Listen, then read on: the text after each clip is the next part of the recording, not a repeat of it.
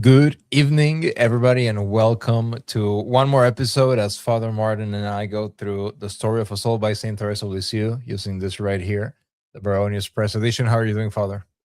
Doing well, Alberto. How are you? Doing great. Excited for the Procedamus 2026 Gala over in Clearwater Beach, Florida. We are already working out all of our logistics internally of, okay, we're taking the baby this way and so on and so forth. Buck Hall will be joining us as a Master of Ceremonies. Father Kevin Robinson will be joining us as a keynote speaker. And many, many more people will be over at the Sheraton in Clearwater Beach, Florida. Father, are you excited for the Procedamus Gala? Oh yeah, we've been talking about it for a year now, so it's kind of surreal that it's right around the corner. We've been talking about it for a year, and we keep reminding everybody, make sure that you acquire your tickets. We've been saying this for the past couple of shows, Father. As the events get nearer and nearer, closer and closer, people start asking for tables, people start bulk buying tickets, and so on and so forth. So make sure, if you were planning on attending the Procedamus 2026 Gala, make sure that you go to procedamus.com and that you acquire your tickets now. It's just around the corner. We're Tomorrow's going to be a month out, so just a few Wow, weekends left. January 21st. So we'll be in Clearwater Beach, Florida, and then on Sunday we'll be at Mass over at Our Lady of Good Hope, Old Roman Catholic Church in Pinellas Park, Florida. It's all within the same little peninsula, little island. So anyway, so Father, tonight we have chapter 3. This is episode 3 in this series on the story of a soul by Saint Teresa of Lisieux. One thing that we have been emphasizing a lot, and in our little sort of prep talk before we went live, you mentioned something that I hadn't actually contextualized in this way, but that is very true. And you said Saint Therese sees herself, and you can clearly tell from chapter 1, episode 1, episode 2 that we just went through last week, and now through this chapter. Maybe you all in the audience, some of you read ahead of tonight's show. What we can clearly see, this is what you said to me, Father, which I thought was key. Saint Therese sees herself as a little flower in a garden, and meaning that this is not a flower that just randomly grows in the middle of a field or something like that. She sees herself as a little flower in this garden. So everything around her is conducive to this holiness, and we will see that really the conversations that she recalls having are of a spiritual in nature.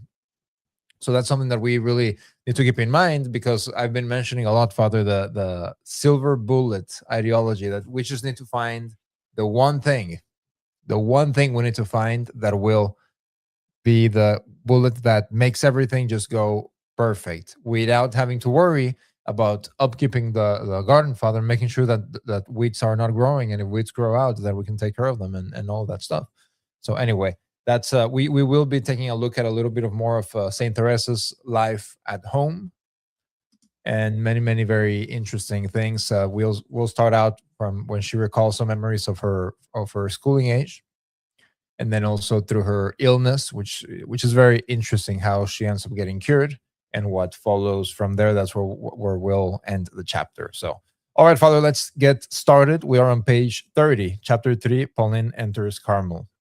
The first thing that stuck out to me as she starts speaking about her experience in school, she calls it the Abbey. She says, the girls of my class were all older than I. One of them was 14. So this is interesting. I think it's a model of schooling, Father, that we would all be very unfamiliar with. Mm-hmm. Right, you have many different ages. Mm-hmm.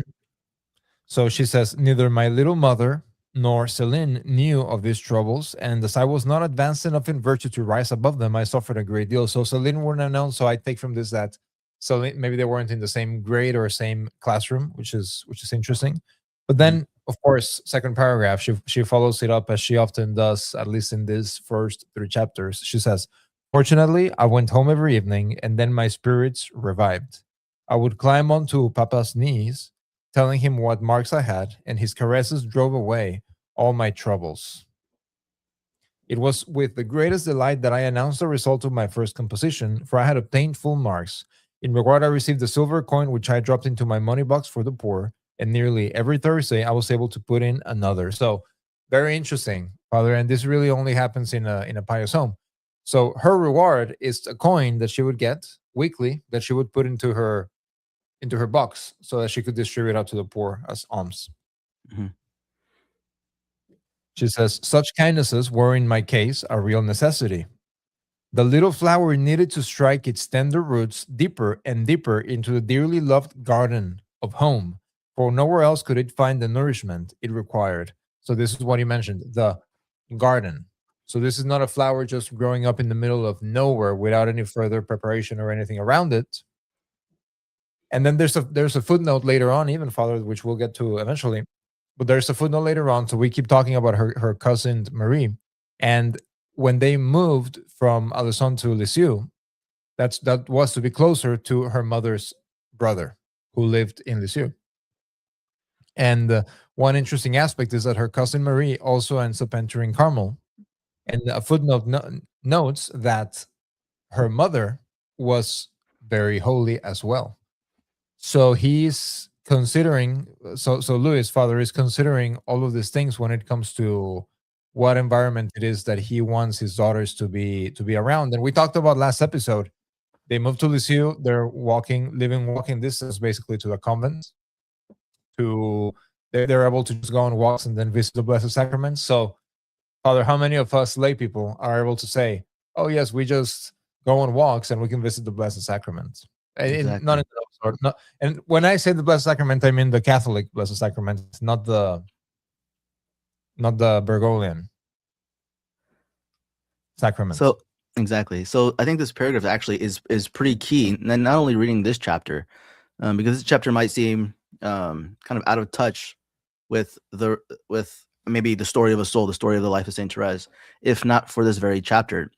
I mean, we know in the Gospels, the Lord gives it a parable about seed falling on rock and it never springing up, seed falling amongst thorns and it grows up, and as it grows, it gets choked by the thorns and so dies. And there's seed planted in good soil that it grows up and bears fruit. Each of us are planted in a family. Your children were planted by Almighty God in a family. That family is precisely the garden of God's flowers. And so this story makes perfect sense if you take it into the context. If you take it into the context of how much she's talking about her father's attentiveness to her grades. And so she knows getting good grades, good marks is something that will give her father joy. She's living, Saint Therese, as a young girl, is living for her father's joy, living to give him joy. That's her pleasure, is to see the joy of her father. And that should be our pleasure as beloved sons, beloved daughters of God the Father, to give our Father pleasure, to see the smile on his face. That should give us the greatest joy. And smile on the face, we'll mention that towards the end of the chapter, because again, that ends up being her greatest joy, is the smile on the face of someone she loves. And so that is what she's living for when she goes down to sit on her dad's knees. When she sees his joy, she's happy.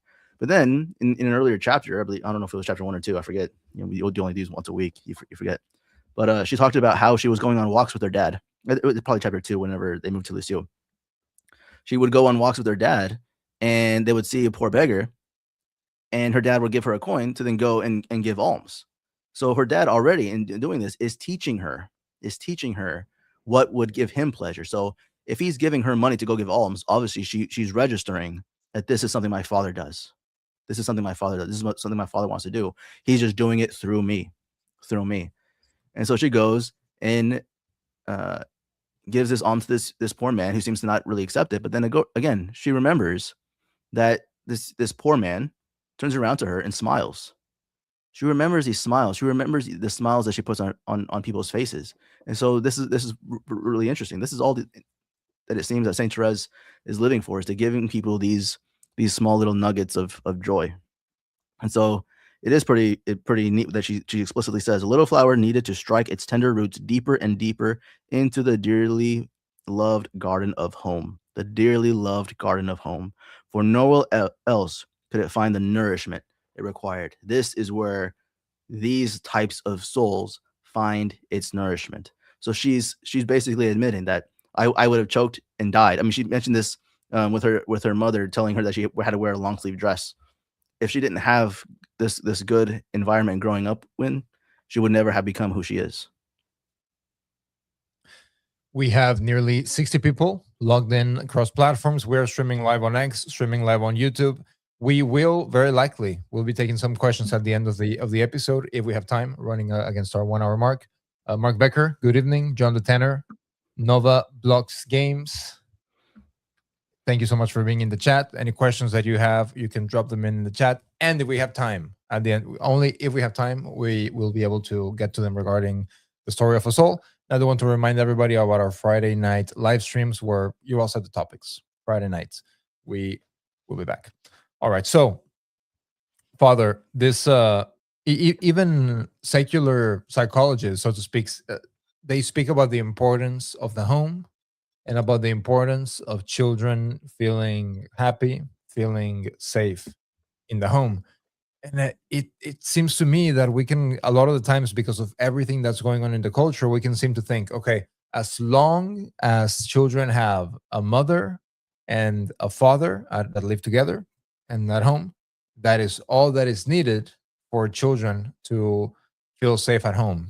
But we see a lot of families, Father, where actually home is the last place that the children want to be, even from a young age. But anyway, so page 31, St. Therese writes, after Celine, whom I found almost indispensable, I sought the company of my little cousin Marie, because she left me free to choose the games I liked best. So Marie would have been, I believe, about 3 years older than Therese. But then again, how many little girls do we know, Father, that just let other of their cousins or friends just pick whichever games they like? This to me, this tells me that it's an environment where everybody's practicing mortification, everybody's practicing penances, and they have a good understanding, even from a young age, of what it means to be sort of training and preparing to live a virtuous life on their own once they are of age. So let's see. So they would Therese and Marie would play that they would be hermits, and then they would pray the rosary. And one thing that, based on the events from last night in the college football playoff, that reminded me a little bit about this specific passage here. In the middle of page 31, Therese writes, the two hermits would say the rosary, using their fingers to count on, so as to not to display their devotion before those who might scoff off. And so we see it's very, very, it's pretty much only happens in American culture, Father, that's funny. Mark Becker says they didn't have TV. No, that's true. That's true. They didn't have TV. But some families go like, oh, if you have a TV in your home, you are not trad. But then they have like iPads everywhere, and so that's kind of funny. We have to be consistent there. Anyway, so the college football championship, Father. Why is it that in American culture, so we in soccer, in Europe, in Latin America, whatever, players make the sign of the cross all the time. That doesn't mean that they're like the best Christians. That literally doesn't mean anything. But I don't know why, in the United States, when a sports figure is known to be Novus Ordo or whatever, everybody makes the biggest deal about it. Which is pretty funny, because there's a player he's French. His name is Anthony Martial. He's a black French player, but apparently he's very devout Novus Ordo. So people would take pictures of him at church and whatever. Nobody make any big deal about it, aside from, oh, look, there's a famous guy over here at church. That's it. That's literally it. Nobody's saying, oh, go interview this guy and he's super virtuous because he's displaying his faith in the open.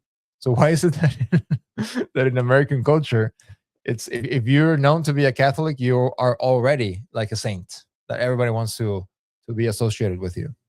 It's because the Novus Ordo has gotten so used to people walking out the door and leaving and abandoning Catholicism that when they find one Catholic in the public sphere, it's amazing. Oh my goodness, there's a Catholic. But meanwhile, in Latin America, it's just expected. You're from here? Oh, you're Catholic then. Which is funny, because you even have guys like Cristiano Ronaldo, who lives so very far from a Christian life. I mean, horrible stuff that he's done, and he makes the sign of the cross, and nobody makes a big deal about that. So anyway, unrelated.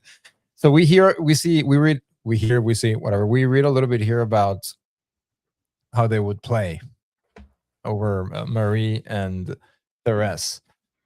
And then we get to the point over on page 32 where Celine receives her first communion. So she starts out this paragraph over on page 32. She says, I have not yet told you of my altered relationship with Celine and how at Lisieux the positions had been reversed. So they had some change in their temperaments, I suppose, and now Celine became more whiny than Therese was. And so she says, I felt vividly on the happy day of Celine's first communion. She said, and then at the bottom of page 32, Therese writes, one evening I heard someone say to my happy little sister that from the time of her first communion, she ought to begin an entirely new life. I determined to begin with her without waiting for my first communion. So for those of us that grew up in the Noble Sort of Father, these conversations are never had. There literally no spiritual conversations. It's like a rite of passage. Oh, you'll receive your first communion. There will be a party. You prepare for it. You go to catechism, whatever. But there's not this spiritual component to it, which we see here. Again, we already know that she lived in a very Catholic, very virtuous family, and the people that surrounded her also in her family were very holy. So this would be normal for the conversations to have. It's also kind of important to note that this would have so Pope St. Pius X is the one who reordered the sacraments. So it used to be baptism, confirmation, first communion. But then he was pushing more and more people to receive communion more often. And so he changed the age of first communion to the age of reason, which is the age of 7 years old. So this first communion would have happened much later in their life and not necessarily at the age of reason, which we receive it today. So Mark Becker says, imagine living in a Catholic culture like that. Amazing. So I would counter that, Mark, and I would say that this was, I mean, we see, so we talked about them playing and that they were praying the rosary in secret because for the people that would make fun of them. Always has existed. Oh, if when we went through Introduction to the Devout Life, St. Francis talks about the worldlings, talks about getting persecuted for your faith and so on and so forth. So while, of course, it's a more ordered, rightly ordered culture than now, there's still people that hate Catholicism, probably even more than now because of the whole clash even in 19th century France. So we do have the ability, Father, to make a Catholic culture even at home. So I'm sure there would have been crazy anti-Catholics even in Lisieux. Right, and also remember too, I mean, St. Francis de Sales, his one of his directees was St. John Francis de Châtel, who was married before she became a nun. When she was widowed, she started the Order of Visitation Nuns with St. Francis de Sales. But her husband was a womanizer and had many affairs and actually fathered a child out of wedlock. And St. Francis de Châtel raised this child as her own. And so even in the context of so-called Christendom, really Christendom was just a mere political order. It had nothing to do with the seriousness, the sanctity of the people living in these countries. It just had to do with an economic and political structure. Sometimes we kind of idealize this false age that never existed. And so in one sense, that's why I'm not so eager into this whole idea of necessarily restoring Christendom. Of course, we need to restore a political Catholic order because, I mean, peace is the tranquility of order. And so that's one of the things that needs to, be submissive to God. But that's not enough for the salvation of souls. It's not enough for the salvation of souls. Then over on page 33, we get to where Pauline, who Therese saw as a motherly figure after the death of Sally Martin, her own mother. It's a sad episode in St. Therese's life, Father, because Pauline eventually, of course, has to live her life. And so she enters Carmel. And St. Therese relates that she was very, very sad. She didn't really understand fully what religious life was. And over in about the middle of page 33, she says, I shall never forget how tenderly you tried to console me, my little mother. You explained to your child the nature of the religious life. And one evening, while pondering all alone on the picture you had drawn for me, I felt that Carmel was the desert where God am I hungry? Desert where God wished me also to hide. I felt it so strongly that there was no room for doubt. So she says, I felt that Carmel was the desert where God wished me also to hide. It was not the dream of an impressionable child, but the certainty of a divine call, and this sensation, which I am unable to describe, brought with it a wonderful peace. Next day, I confided my desires to you, and seeing in them the working of God's will, you promised to take me soon to interview the mother prioress that I might tell her my secret.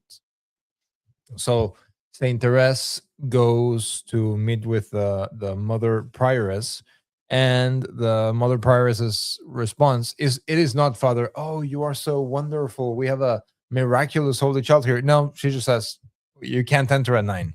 So we only take postulate starting at 16. So come back in, what is it, 7 years?" Yeah.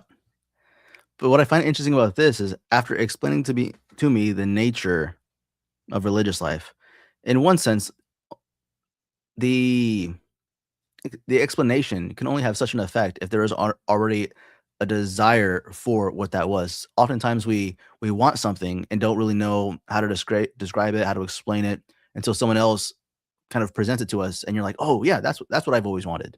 That's what I've always wanted." It seemed that was really the case here for Saint Therese. Is I mean, her whole spirituality was basically self-abandonment to divine providence, self-abandonment to God's will, just a renunciation and acceptance of whatever God puts before her. And I think we see this in the next few pages because Saint Therese is about to get really ill. But we see the spirituality really playing out. And down here, she says, next day I confided my desires to you, and seeing in them the working of God's will. Like, here's already, okay, a 9-year-old knowing that this is ultimately the most important thing to pursue is God's will. And we see God's will in our daily activities, our daily obligations, our state in life, instructions, orders that come from our parents, all these things. And so, as we were saying in the series of the Introduction to Devout Life of St. Francis of Sales, and also of Self-Abandonment to Divine Providence, holiness is precisely within everybody's reach. It's within your state in life. You don't have to do something drastic, heroic in a sense necessarily to become a saint. There's the universal call to holiness. We're all called to be saints, precisely in the station of life that we choose. And so if we're all called to be saints, then it has to be just as reachable in the married life as it is in a monastery, in a convent. So it's in being faithful to our state in life, precisely where we receive a lot of grace. And Alberto, I think, was it on the last episode? Was it on a live episode or the episode beforehand? You were talking about how oftentimes children are seen as an obstacle to grace, in the sense that parents always want to take their children to mass, even then they're kicking and screaming and making all sorts of noise, and saying, "Oh, well, my child's not receiving grace if he's not going to mass. It's good to be in front of the Blessed Sacrament so he receives grace." Well, no, everybody receives grace by living precisely their station in life, and so we need to change that mindset. It's not just in a church where people act holy and receive grace, but it's in living out our duties. So I'm going to get canceled right here, Father. So, all right, time to get canceled since we're talking about family life and all that stuff. On Sunday, we made the mistake of going to the later mass. And I say mistake because the first mass is at 8 a.m. over where we're at, which I love because, in other, not to throw any shade at Our Lady of Good Hope, but at some parishes, they'll have like the main mass at like 9:30 or things like that. No, here it's at 8 a.m. It's and anyway, which I love it. To me, 9:30, you get out of mass like at noon. Sometimes it's too late, so I like getting out of mass like at 10. Perfect time. Anyway, love the 8 a.m. Sunday mass. And so the only thing is that you have to wake up early. So you have to. It's like you almost have to get up almost as if it was a work day. Whereas if it was at 9:30 or 10, then you can wake up a little bit later, and you can sleep in a little bit. Anyway, but we didn't go to the 8 a.m. mass. Usually 8 a.m. mass. Now here's what happens. Parents usually don't get up for the 8 a.m. mass. Mm-hmm. So they go to the later mass. Most of them. And they take all of their babies and so on and so forth. There was a crying baby in the cry room. Or baby, maybe infant. Not baby, infant. Crying the entire mass. And whereas, and the irony is that we took our little 3-month-old baby too. And then Mrs. Flatcalf was just standing over in the back. Anyway. So we're there. She's standing over in the back, and I'm in the pews with our middle one and eldest. And this baby's crying, and it's so evident. And then when one starts crying, it's like the other children that are older that usually have no issues behaving for the most part. Like they stay quiet, like you're 4, 5, 6-year-olds. Well, then I see my daughters, and they're like looking everywhere, extremely distracted. And I was like, and they start making more noise. And so then it's like a snowball. And then I just said, you know what, I just got up and left. I was like, okay, we're getting up. Let's just go outside. It's quieter, more quiet outside. So what is worse, Father, to be in the presence of the Blessed Sacrament and be distracted, or just let children be like literally outside or at home, just playing like they're children, they're little children. So I don't know.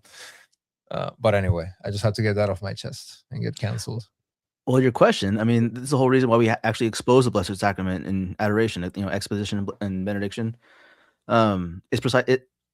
If we really think that Almighty God is more present to us by taking him outside of the tabernacle, in other words, if we really do think that gold doors can block or diminish in some way the presence of God, then we're crazy.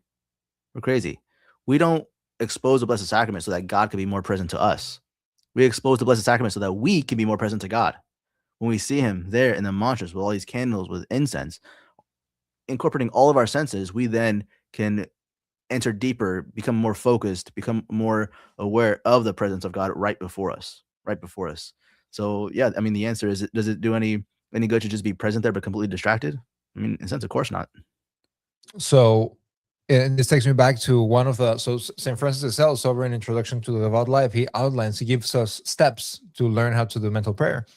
And among those steps is one of the first steps is putting yourself in the presence of God. And there are multiple ways. So one way is to be in the Blessed Sacrament, but you are no less in the presence of God if you're in your room, putting yourself making yourself mindful that you are present with God. He doesn't say, oh, well, if you're not before the Blessed Sacrament, then you can't put yourself in the presence of God. No, you can do that anywhere. Almighty God is present everywhere. Anyway. All right. So Saint Therese meets with Mother Prioress, and she gets told that she's too young. She must come back 7 years later. And Saint Therese writes, in spite, therefore, of my eager desire to enter with you, dearest mother, and make my first communion on your closing day, I had to be resigned to the delay. And then something very mysterious happens. Father, I did a little bit of research, Google search, asking what was this illness that Saint Therese ends up contracting. So at the end of 1882, she starts to get very, very sick. She gets convulsions, hallucinations, and periods of unconsciousness. So I was wondering, what is this? Looked it up, and apparently it's mysterious. We actually don't know. As far as I know, maybe if you know something that I don't in the comments, drop it there. But it's not necessarily known what illness Saint Therese had, which is interesting. So she gets very sick, and this was when she was about 9 years old. Actually, maybe 9.5, more or less, when she starts getting sick at the end of 1882. And she says, at the close of the year 1882, I began to suffer from constant headache, but it was bearable and did not prevent me from continuing my studies until Easter 1883. That's a full year and more, about 1.5 years, when it starts even getting worse. And nobody knows what it is. She's just sort of home, suffering. And she ends up seeing this father as a something sent by divine providence. Real quickly, one page back on page 35, as I was saying at the very beginning about St. Teresa's spirituality, emphasizing God's will and surrender, abandonment, these key words that we also saw in St. Francis de Sales and self-abandonment to the divine providence. In the first big paragraph there, she says, regarding Pauline entering Carmel, which is what the chapter is named after, she writes, we were crying bitterly, and as we entered the church, the people gazed at us in surprise, but they did not stay the flood of tears. And I even wondered how the sun could go on shining. Perhaps, dear mother, you may find that I exaggerate my grief, and I admit that this parting ought not to have upset me so much. but my soul was still far from matured. I had yet to weather many a storm before reaching the haven of peace, and before tasting the delicious fruit of perfect love and absolute self-surrender to God's will. So this is ultimately what she realizes, writing back and looking back in her memory, in her memories, that was the goal that she didn't necessarily recognize or realize and had not yet obtained, was perfect love and absolute surrender to God's will. Now, one of the things also too that I've noticed in my own life, this parting away of person. So she's dealt with her mother's death. She had to move from where the town that she was born in to Lucille. So she probably, left some friends or whatever. And now she's her second biggest attachment. The second mother that she had is now entering Carmel, to whom she also says she well also very saddened her is that her dad and her older sister got more of the time with her. The allotted time that they could talk to somebody behind the grill, behind the bars, so to speak. And because she was so little, she got less time to spend with someone that she loved so much. In my own life, when I had my conversion, I was at the Catholic Campus Center in Nashville, between Belmont and Vanderbilt University. Made a lot of Catholic friends, but when I entered religious life, obviously some friendships that were more based on being in the same place at the same time all disappear. I don't know if that was the same situation for a lot of people. A lot of you guys that when you went from high school to college, a lot of high school friends just kind of dropped off the face of the planet. But throughout our lives, there's so many things that we attach ourselves to so much because they're so important. I mean, human relationships, right? They're very important in all of our lives. But we want to feel that these things provide some sort of stability, that they're in a sense going to be permanent throughout the entirety of our life.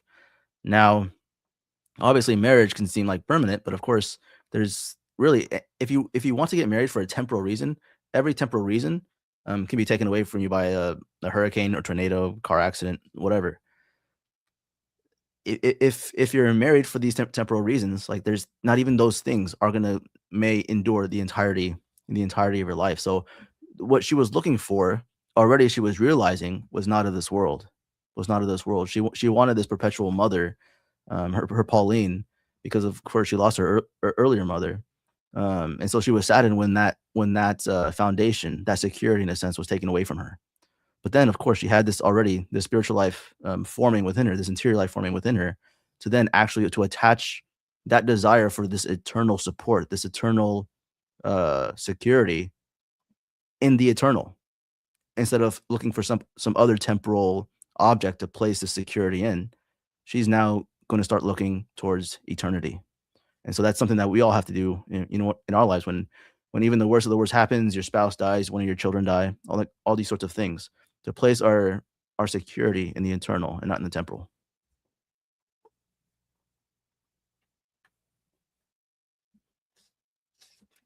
You're muted. There we go. No, I said precisely, and this is actually just exactly what Louis Martin does. Mark Becker says she was epileptic. Maybe some episodes of that. There seemed to be like hallucinations, because she was seeing objects in people's hands that were not the real objects. They were transforming into different things. And so then over at the bottom of page 36, she says, "How shall I describe our poor father's grief when he returned from Paris to find me in this hopeless state? Soon he was convinced that I was going to die. But our Lord might have said to him, 'This sickness is not unto death, but for the glory of God.'" She says, "For God was glorified in our affliction through the wonderful resignation of our dear father and sisters, and especially of Marie. How she suffered on my account, and how grateful I am. It was her heart that guided her in forestalling my every need. And truly the wisdom of a motherly heart is far beyond that of the most skillful doctor." Very, very great, wonderful sentence by St. Therese there. And again, we already talked about how Marie, when they were a couple of years younger, that she would play with St. Therese and let Therese play whichever games she wanted. There's already a family environment, Father, very much resigned to divine providence. Mm-hmm. And so, of course, she experiences some additional sorrow because she's going through this very difficult sickness and very mysterious illness. she had just lost Pauline, who she saw as her mother. So basically, and then she says, I do, on page 37, she says, I do not know how to describe this extraordinary illness. I said things which I did not think, and I did things as though I were forced to do them in spite of myself. Most of the time, I appeared delirious, and yet I am quite certain I was never for one moment deprived of my reason. So, very, very interesting. Mark Becker says, in our suffering, we do become strong. Yes, absolutely. I completely agree with that. And I definitely, regarding this, Mark, I wonder what St. Teresa's father's dynamic was with her about making sure that this was sort of even a teaching moment for Teresa when she's so young, 9 years old, when this illness started. Many of us, I mean, whether it be a physical wound or a moral wound, St. Teresa started off for the story talking about St. Paul, St. Augustine, and St. Mary Magdalene, who all suffered moral wounds. I mean, St. Paul was a murderer, committed genocide against Christians. St. Augustine, of course, had a concubine and had a child out of wedlock and led a very lustful life. And then St. Mary Magdalene, of course, was a prostitute. These people had, in a sense, what St. Therese suffered physically. So St. Therese suffered physically what they suffered morally. But it's precisely in these wounds, and these, I mean, what she's quoting from was the blind man in John's gospel that was healed, where the Pharisees went to our Lord and asked, who sinned so that this man would be born blind? Was it his parents? Who was it? Him? Who sinned? And that's when our Lord responds: his parents didn't sin, he didn't sin, but this was actually for the glory of God. So it's precisely from our wounds when we in a sense live in the darkness, because this blind man in a sense was living in darkness. When you go from darkness to light, God's grace becomes that much clearer. But oftentimes people that, imagine being in a bright room and lighting a candle, the light from the candle is going to do little to nothing. But turn off the light in the room, turn on the candle, and that light from the candle shines brilliantly, makes a big difference. And so this is precisely why in many people's life, especially through the 3 ages of the interior life, why there has to be certain sufferings, whether it be through the dark night of the body and the dark night of the soul. There has to be darkness. There has to be darkness that we pass through. And it's precisely the darkness, which actually is rather not the blindness that comes from not being able to see, but blindness in a sense that comes from too much light. So St. Therese says over on page 38, Marie rarely left my side, and notwithstanding all the trouble I gave, she never once betrayed the least sign of weariness. So a virtuous family. Oh, do you have anything on page 39, Father? I'm going all the way to page 40. Well, on 38, I mean, she just reiterizes, but if God allowed the devil to approach in this open way, he also sent his angels of earth to console and to strengthen me, which is true. I mean, in where sin abounds, grace abounds all the more. Simple teaching from our Lord. That when you're tempted, you have that quantity of strength. You might be experiencing the temptation stronger than you're experiencing of the force, the impetus of grace, but nevertheless, the degree in which you're experiencing a temptation is the degree in which you're receiving God's grace. I mean, this is another thing I wanted to point out too on 39. Her dad was kind of getting desperate in a sense, and so he decided to send a check with Marie to Paris to pray for a novena of masses. I think very rarely do people try to find masses to be said for their loved ones. Obviously, they text people that they know that are holy that pray and say, "Hey, please pray. You're a prayer warrior," all that kind of stuff. But the efficacy of mass, to have masses offered, is I think a devotion that needs to arise again, more and more amongst the laity, to have masses said for the loved ones in all these circumstances. Okay, 40. Over on page 40, Therese says, utterly exhausted and finding no help on earth, I too sought my heavenly mother's aid and entreated her with all my heart to have pity on me. Suddenly the statue became animated and radiantly beautiful, with a divine beauty that no words of mine can ever convey. The look upon Our Lady's face was unspeakably kind and sweet and compassionate, but what penetrated to the very depths of my soul was her gracious smile. again, her smile. You talked earlier in this episode, Father, about Saint Teresa's recollection of smiles. Instantly, all my pain vanished, my eyes filled, and big tears fell silently. Big tears fell silently, tears of purest heavenly joy. Our Blessed Lady has come to me. She has smiled on me. How happy I feel, but I shall tell no one, for if I do, my happiness will leave me. So Our Lady, so Saint Therese, I suppose, in a desperate plea, she calls to Our Lady, and Our Lady helps her. Um, and this is very, very true, Father. Many of us have been in maybe not in an extreme of a moment as Saint Therese as a child, but in an extreme moment where we feel like we have no possible way of getting any help on earth. We turn to our Blessed Mother, and she assists us. And so, anyway, so Marie's around. I'm over on page 41. St. Therese writes, Marie, as I have said, was fully convinced that the Blessed Virgin, while restoring my bodily health, had granted me some hidden grace, and when we were alone together, I was unable to resist her tender and pressing inquiries. Astonished to find my secret, the secret meaning of Our Lady appearing to her, already known without my having said a word, I told her everything, and as I had foreseen, my happiness was changed, alas, into sorrow. For 4 years, the remembrance of the great favor caused me real pain, and it was only in the sanctuary of Our Lady of Victories at my mother's feet that once again peace was restored to me in all its fullness, as I will tell you later. So, yeah. Marie was very shocked by this, and I'm sure that the family was as well, because it must have been a very evident miraculous cure from one moment to the other. Yeah, and Saint Therese, of course, meriting such a miraculous moment of ecstasy. 9-year-old girl just being faithful to her duties, loving her parents, loving her siblings. We think that to have these moments of ecstasy, one has to be a Saint Teresa of Avila, found convents, go through all these bitter passions in order to do some great work, found a great movement or some such thing. But it's not. It's just simply abandoning yourself to divine providence, abandoning yourself to God's will, and finding it always good and lovable, regardless of what it looks like. Then over at the end of the chapter, very interesting way to close this out, this segment out, Therese writes, noticing that the nuns thought, because Mary went and told Carmel, the nuns, so everybody knew. Noticing that the nuns thought something quite different had happened, I imagined that I had perhaps been guilty of an untruth. Had I only kept my secret, my happiness too would have been secure.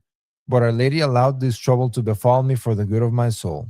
Without it, vanity might have crept into my heart, whereas now I was humbled and looked on myself with profound content. My God, thou alone knows all that I suffered. So she didn't tour the world because she had this this vision, like they do from Magigugu. Indeed. And so that's how we close out the chapter as we're going through the story of a soul by Saint Therese of Lisieux. What are your any more thoughts, Father, regarding the family life of the Martins? I think it's very evident that this is the next chapter, almost halfway through the book, is going to be chapter 4, and it's still on her childhood. It's still First Communion. Obviously, she was 15 when she entered, and then of course she died at 24. So basically, all she had was her childhood. But she's always constantly referring to the affection, the how her mother raised her, how her father treated her, and then of course how also her siblings were kind of an extension of their parents' love to her. And ultimately, her life was then when she says she's her vocation is love. I mean, it's simply love. Love is simply, as it says in the first gospel, actually first letter of John, one of his epistles, that this is love, that God first loved us. Unless we receive love and are shaped by love, only then can we actually be free to love. So in a sense, by original sin, we're rendered incapable of actually giving ourselves until we first receive that which we are now able to give. And this is actually on our Substack. I have the personal prayer reminiscence by St. Augustine. We go over through memories and to try to find healing for a lot of our wounds that we've received throughout life. And this is basically his 2 first steps: is remember the love that you received when you were a child, and then all the memories in which you gave that love to others, you extended that love to others, you paid it forward, so to speak. Because this is absolutely essential. And one, realizing that whatever sins you've committed or whatever else, that's not who you are. That doesn't define you. You have this inherent goodness in you through your baptism, through most especially through your baptism. But nevertheless, as a person, like, we're broken but not destroyed. So yeah, I mean, she's the story she's telling is right in line with the theology of the doctors of the church. That's a great way, Father, to close out this chapter. Next week, we will be picking it right back up on St. Teresa's First Communion. So we continue sort of on her childhood, and I've had this book for years, but I am, of course, I do prepare for the show, but I am also reading this for the first time. So definitely looking forward to this following chapter. I don't think we don't have any questions in the chat. Thank you all so much for joining us. We have about 100, nearly 120 logged in through X. We're live on X. We're live on YouTube. Everybody, you do need to make sure that you acquire your tickets. Go to procedamus.com, the Procedamus Gala over in Clearwater Beach, Florida. Father, anything else before we log off? See you guys on Friday night for Friday Night Leisure, 8 p.m. Eastern. God bless. Why Procedamus? I remember the day after my ordination, the morning of my first Mass, vesting in the sacristy, putting on the amice, putting on the alb, the cincture, the maniple, the stole, the vestments. I remember the 10 years that I had been preparing for this moment. Aside from the emotions and the nerves, I was aware of what offering the holy sacrifice of the Mass means for myself and for all the faithful. But additionally, given the context of the current persecution of the traditional Catholic faith in the world and in the church. I grabbed my chalice, I grabbed my beretta, looked at the crucifix, bowed, and said, Procedamus in pacem, to which the altar servers replied, In nomine Christi, Amen.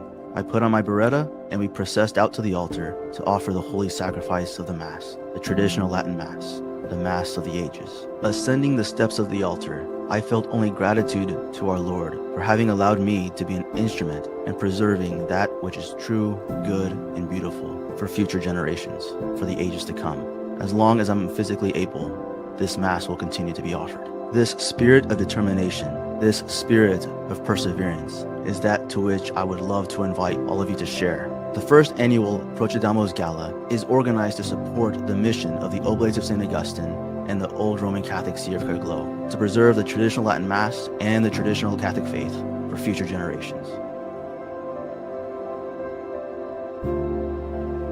Procedamus.